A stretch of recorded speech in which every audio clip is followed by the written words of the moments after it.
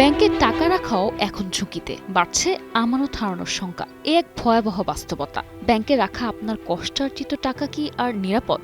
একের পর এক আর্থিক অনিয়ম, খেলাপি ঋণ আর দুর্বল ব্যবস্থাপনায় টালমাটাল দেশের ব্যাংক খাত। লিজিং কোম্পানি, শেয়ার বাজার, বীমা ও সমবায়ের পর এবার সাধারণ মানুষের সঞ্চয়ের সবচেয়ে বড় ভরসার জায়গা ব্যাংক নিয়েও বাড়ছে গভীর উদ্বেগ। হাতে গোনা কয়েকটি ব্যাংক ছাড়া অধিকাংশ প্রতিষ্ঠানে টাকা রাখলে মুনাফা তো দূরের কথা, আসল ফেরত পাওয়া নিয়েই দেখা দিয়েছে ভয় আর অনিশ্চয়তা।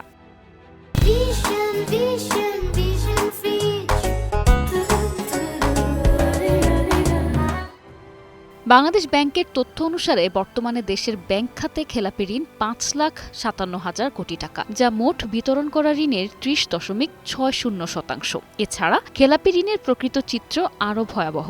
বহু ব্যাংক বছরের পর বছর প্রকৃত তথ্য গোপন করেছে। হাতে গোনা কয়েকটি ব্যাংক ছাড়া বাকিগুলোর অবস্থা ভয়াবহ। ১২টি ব্যাংকের খেলাপি ঋণের হার ৭০% উপরে উঠে গেছে। এছাড়া ব্যাংকে আমানতকারীরা টাকা তুলতে গিয়ে ভোগান্তিতে পড়ছেন। ৬২টি ব্যাংকের মধ্যে ৬৬% দুর্বল অবস্থায় রয়েছে। ইতোমধ্যে ২৩টি ব্যাংকের মূলধন ঘাটতি বেড়ে দাঁড়িয়েছে প্রায় ২,৮২,০০০ কোটি টাকা। ফলে ব্যাংক খাতে আমানতকারী কিংবা ক্ষুদ্র সঞ্চয়কারীদের আস্থা নেই।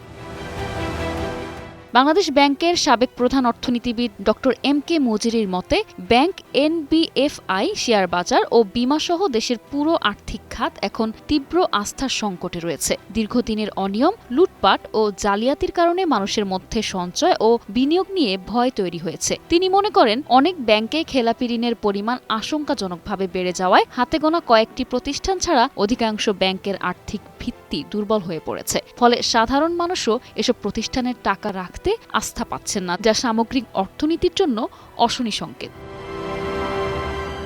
সর্বশেষ তথ্য অনুসারে দেশের ব্যাংক বহির্ভূত আর্থিক খাতের অবস্থা অত্যন্ত ভয়াবহ।